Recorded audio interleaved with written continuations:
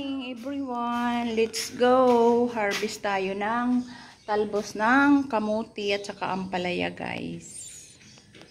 Guys, flex ko lang sa inyo itong sa aking sa aking pinutol ko na naman ng isang araw, guys. Yan, ayun o. Ayun, yung pinagputulan ko. Pinutol ko yung dulo niya para hindi siya tumaas ng masyadong diretsong pataas. Para may sanga siya. Katulad dati, iyan, may sanga yan dyan. Kasi nga, pinutol ko din yan nakaraang buwan dito. At ito na ang naging sanga niya. Tsaka iyan. Tsaka ito sa baba, ayan. So, ayan, may sanga-sanga na siya. Kung hindi ko siya pinutol, ano pa rin siya? Ang tawag dito, diretso siya. Tapos pinutol ko na naman siya ng isang araw doon para magsanga ulit siya. So, ito na. Magtalbos tayo ng mga kamuti. Ayan mo, guys. Daing talbos. Talbos ng kamuti, guys. Kuha tayo ng panahog sa ating munggo. Ayan mo, guys, itong sa aking tumubo na pero nangayat nalalagas yung aking malunggay.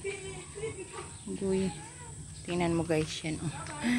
Ayan, may bungang maliit ang aking ampalaya. Saka makikita mo yan, guys, dito. Yung aking pinakita sa inyo nung nakaraang araw na ang tawag dito, ito to. Ang tawag dyan, opo. So, tinitinan ko siya, parang mayroon na naman siyang, ayun, sa katawan niya, parang may insect na naman, bossy talaga. Talaga naman.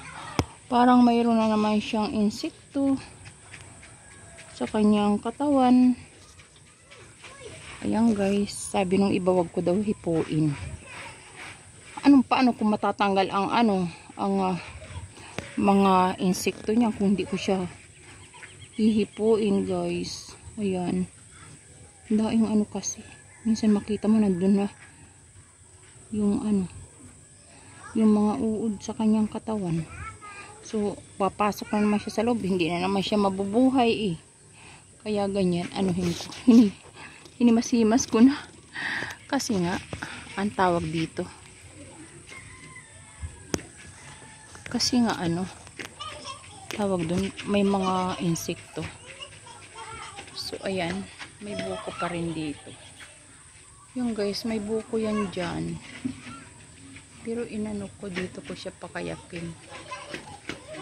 Ayan, guys, oh. Asaan na yun? May buko yan. Ayun pala, nakita ko. Ayun, guys, oh. Kita mo yun? Yun.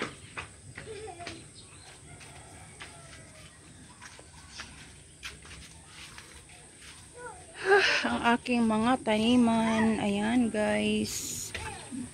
Makikita mo, guys, ito. Avocado, guys, yan. Kasi, ang tawag ay, ilalagyan ko siya ng ganito para hindi siya masagi ng mga dumadaan. Kasi pag nasagi, malutong ang katawan yan. Bago pa lang oh. Hindi katulad nito. Pero sabay lang itanim yan, tsaka ito. Kaso tingnan mo yun, mataas na siya. Bali 3 yan. Ayan, na nabuhay. Bali 5 daw yan, sabi ni Daddy. Kaso 3 lang yun nabuhay, guys. Hindi ko alam kung yung ugat na ito, saan ito from. Ayan ang blotter-net ko naman dito. Ayan, daing bulaklak niya. Kita nyo yan? Daing bulaklak niya ang blotter-net, guys.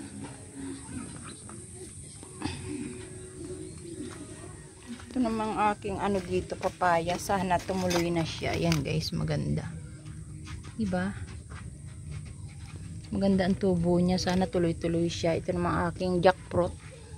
Di ko alam kung paano daanan yan, guys. Ayan lang ang space. Pag lumaki yan dyan, bahala na. Tsaka yung aking guyabano. Bilis lumaki. Ay, my goodness. Ito, guys, ang aking ampalaya. Talbos ang siya. Ang dami, oh. Ang daing talbos, guys, ng ampalaya. Ayan, guys. Ito na ang aking na-harvest na talbos sa garden ko. Ayan, may isang okra, may 2 ampalaya. Kinuha ko na kahit ganyan kasi parang hindi naman na talaga lalaki. So, ayan. Tsaka ang ito. Ayan lang. Sasahog ko, guys, sa munggo for lunch. So that's all for now, and thank you for watching, everyone.